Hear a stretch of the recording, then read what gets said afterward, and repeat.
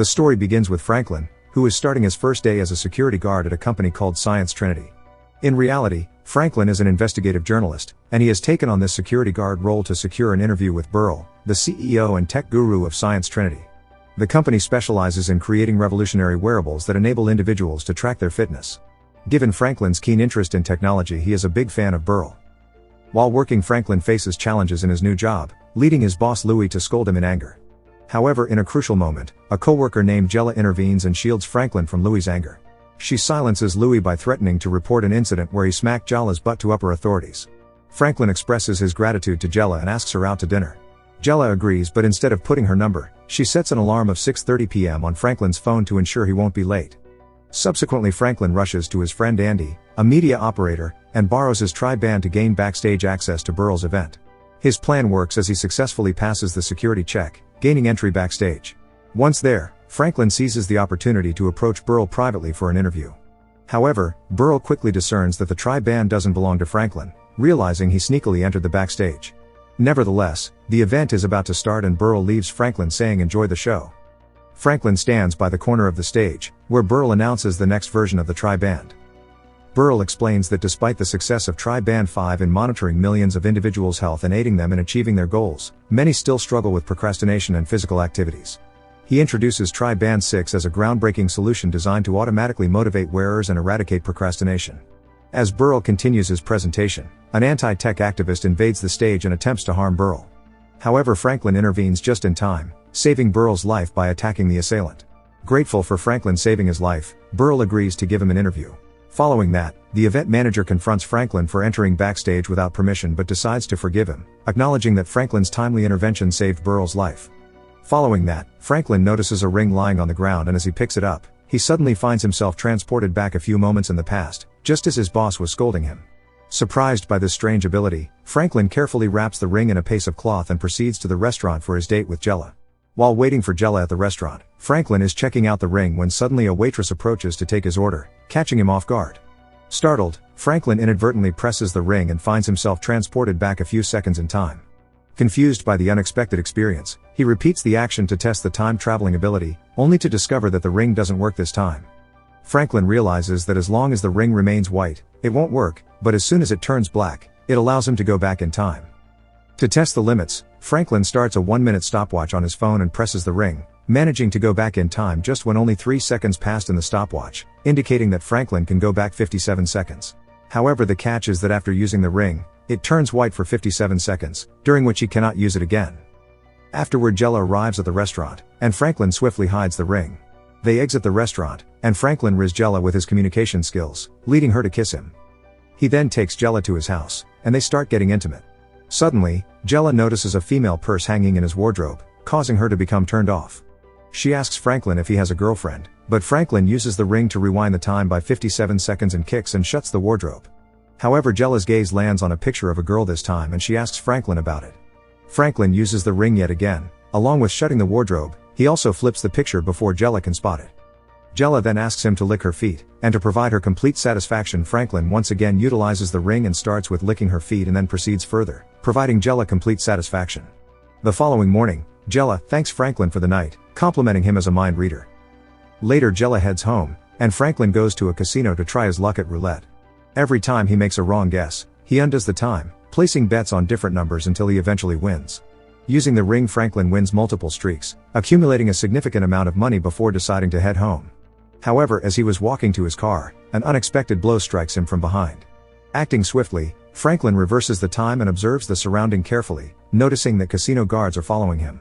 In an attempt to escape, he tosses some of his winnings in the air, but the guards still catch up to him and starts beating him. In a dire moment, a powerful man named Calvert intervenes and saves Franklin. Grateful for the rescue, Franklin thanks Calvert, and both of them sit down in a cafe. Curious, Calvert asks Franklin about his trick for consistently winning at the casino, but Franklin attributes it to mere luck.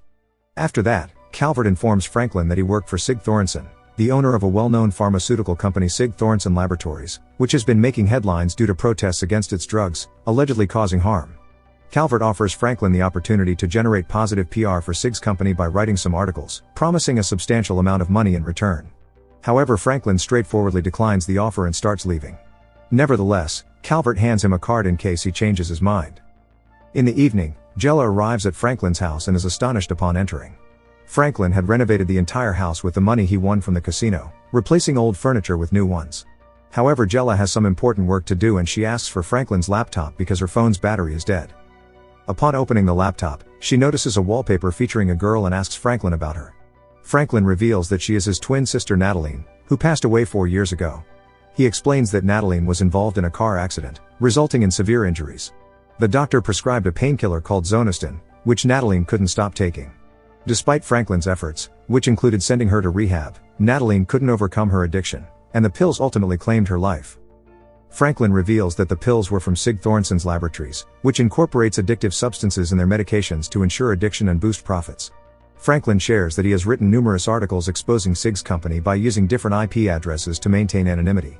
However, despite his effort to stay anonymous, Sig's man Calvert tracked him down and attempted to manipulate him with greed to do positive PR for Sig's company.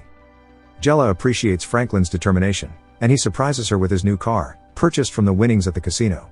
Just then he receives a call from Burl, who has sent a car to Franklin's house, inviting him for the interview. Excited about the opportunity, Franklin hands Jella the keys to his new car and heads for the interview. During the interview, Franklin questions Burl about Triban 6. Burl reveals that Triban 6 is a groundbreaking product with the ability to completely replace medications and even has the potential to eliminate car accidents. Intrigued, Franklin asks how the device can prevent accidents, and Burl insists on keeping this information off the record. Burl shares that decades ago during his research, he stumbled upon a magical substance he calls quantum crystals. He believes that integrating quantum crystals with AI will completely eradicate accidents, eliminating the need for medications, painkillers, or surgeries in the future. Franklin finds this concept incredible, and Burl states confidently that incredible is what he does. Before parting ways, Burl advises Franklin not to let intellectual fears hinder him from pursuing what's burning in his heart. Burl's words hit Franklin deeply, and he can't get them out of his mind. That night, he discusses the meeting offer from Sig with Jella. He explains that if he meets with Sig and starts working for him, he can gather enough evidence from within the company to expose it. Franklin sees this as an opportunity to seek justice for his sister and the thousands of people who lost their lives due to Sig's drugs. The following day, Franklin visits Sig's house for the meeting, where he finds Sig enjoying his lavish lifestyle with several girls. Sig welcomes Franklin excitedly and praises his work, but Franklin thanks him with a tight slap before immediately using the ring to reverse time. This time, Franklin decides to accept Sig's offer to work with him. Sig commends Franklin's decision and expresses the need for someone like him to restore the company's tarnished reputation due to the Zoniston drug. He then plays a game with Franklin, proposing $100,000 on the spot if Franklin can guess what will happen when Sig blows the whistle. Hesitantly, Franklin predicts that when Sig blows the whistle, his dog will come and jump on his lap. However, the prediction goes wrong, as when Sig blows the whistle, a girl comes up and starts giving him a massage. Quickly, Franklin reverses time using the ring and provides the correct answer this time. Sig and the others are left astounded, and Franklin drives away with a $100,000 check. With that money, Franklin buys a diamond ring and pleasantly surprises Jella with a romantic marriage proposal. Jella happily accepts his proposal, and they spend the night cuddling. The following day, Franklin arrives at Sig's house for his new job. Sig introduces his full-time assistant and part-time girlfriend Rennie, and shows Franklin to his new office. As Franklin begins working, a fatherless girl comes in and tries to seduce him, but Franklin resists and sends her out of the room. Sig, watching through the cameras, wonders that any man could resist such a beautiful woman. Sig then instructs Calvert to invite Franklin and his girlfriend Jella to a wild party in Miami, with the intention of manipulating Franklin's mind. The next day, Franklin and Jella, along with Sig, Rennie, and Calvert, touch down in Miami on Sig's private jet. There is also a casino in the party, and Franklin decides to try his luck. He uses the ring again to make accurate predictions one after another, winning a substantial amount of money. Despite all the security cameras focused on Franklin as instructed by Sig, the security staff remains oblivious to Franklin's trick. However, to avoid suspicion, Franklin intentionally loses all the money after a successful streak. Later, while having a drink with Sig, an unknown man comes by and shoots Sig and his associates, with Jella also getting shot in the process. Franklin quickly reverses time and knocks the assailant out with a beer bottle before he can start firing. Sig is astonished at how close he was to death and wonders about Franklin's extraordinary instincts. The news of the incident spreads across media channels, revealing that the assailant's wife, Susan Miller, who worked in Sig's company, was found hanging in her office a few months back. The legal authorities declared it as a suicide, but Susan's husband believed the company was involved in her murder, prompting him to seek revenge by attempting to kill Sig. After learning all this, Franklin decides to dig deeper and approaches Sig's assistant Rennie, requesting Susan Miller's file under the guise of a need for the company's rebranding process. However, Rennie declines his request and informs Sig about it. Surprisingly, impressed by Franklin's efforts to save his life, Sig decides to trust him and hands over Susan Miller's file. However, the file turns out to be completely blank. Sig explains that Susan Miller had spread numerous fake news about the company, damaging its reputation, and as a result the company decided not to keep any records related to her. Following that, Sig takes Franklin out in his Ferrari to thank him for saving his life the previous night. In an unexpected gesture, Sig gifts the Ferrari to Franklin as a token of gratitude. They celebrate the occasion with several shots of drinks. Unbeknownst to Franklin, Sig has spiked Franklin's drink, leaving Franklin heavily intoxicated. Taking advantage of Franklin's inebriated state, Sig puts him in the company of hookers, and Franklin becomes the subject of a video. When Franklin regains consciousness, he quickly puts on his clothes and heads home in his new Ferrari. Upon arriving home, Franklin is surprised to find Burl there. Burl explains that he attended an art exhibition where he saw a painting by Jella, sparking his curiosity to meet her and see more of her artwork. Jella reveals that Burl bought all her paintings, making her quite wealthy. After Burl leaves, Jella becomes upset with Franklin for skipping her art exhibition to meet with Sig. Franklin tries to justify it by emphasizing the importance of his work, but Jella accuses him of being swayed by Sig's money and suggests that he saved Sig the previous night just because he was enjoying the perks he is getting from Sig. Franklin tries to explain that he stopped the assailant only to save the innocent people present at the party, but Jella remains unconvinced. In the heated argument, they end up in a pool, and Franklin tries to save Jella from drowning. However, in the struggle, Jella accidentally presses Franklin's ring, transporting them back in time by 1 minute. This leaves Jella in a state of extreme panic. Franklin then reveals to her about the ring's ability to reverse time by 57 seconds, recounting how he stumbled upon it on the day they first met. Realizing how Franklin accumulated wealth so quickly, Jella accuses him of using the ring on her and undoes the time again and again until he says what she wants to hear. Franklin insists that once they undo the time it means the occurrence never happened, but Jella doesn't buy his point and declares this relationship a lie before leaving Franklin. Now Franklin becomes furious with Sig and decides to take revenge on him. The following day, he confronts Rennie, holding her at gunpoint and demanding the PIN code for the safe, convinced that Susan's file is stored there. However, Rennie starts screaming loudly, prompting Franklin to undo time and confront her again. This time he covers her mouth and forcefully demands the PIN, but she ends up giving a wrong code.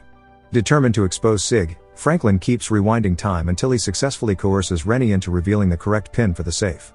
Once Rennie leaves, Franklin opens the safe and finds a collection of intimate pictures of Sig Thornton Laboratories employees. The pictures reveal that Sig manipulated and controlled his employees, forcing them into compromising situations. Additionally, there was also a CD in the box containing more incriminating evidence. Franklin immediately calls his media operator friend Andy, and transfers a considerable sum of money into his account. He sends Andy a video and instructs him to broadcast it on all TV screens. Andy complies, airing the video that exposes Sig's bodyguard Calvert having killed Susan and falsely making it appear as if she had committed suicide. In the last seconds of the video, the camera turns to Sig, making it evident that he is the mastermind behind this incriminating act. Turns out Sig killed Susan because she was against the company's unethical practices and decided to expose them. The shocking revelation shakes the public, exposing Sig's dark secrets. Now completely ruined, Sig kidnaps Franklin and Jella, attempting to escape to a private island. Jella assures Franklin that he did the right thing. In a whisper, Franklin instructs Jella to tap his ring and make a run for it. Jella complies with his instructions and does the same. Sig orders his accomplices to leave the girl and hurry to get Franklin on the plane, as the police have arrived at the airport. Just as the plane takes off, the police open fire on the plane, causing damage to the engine. Calvert suggests an immediate landing but Sig refuses, asserting that he'd rather fight his case from a private island than go to jail. Sig vents his frustration at Franklin, who is distracted by his ring. In anger, Sig grabs Franklin's hand, and the time reverses again. Now Sig understands the entire game Franklin played and tries to snatch the ring to reverse time. However, since 57 seconds have passed since the plane was shot, the ring is now useless. The flight crashes midway, resulting in the death of everyone on board except Franklin. Jella along with Burl and the rescue team arrives at the crash site. Burl reveals that he was the one who left the ring on the stage that day for Franklin, intending to observe how it would influence people's decisions and actions. He praises Franklin for using the ring for justice and extends an invitation to join his company to make a positive impact on the world. However, Franklin makes a positive impact by rejecting Burl's offer, believing that such a device and technology should not exist. He decides to destroy the ring and chooses a happy and simple life with Jella over the incredible power of the time-traveling ring. Subscribe to the channel if you think Franklin did the right thing. See you in the next video. Till then, take care and goodbye.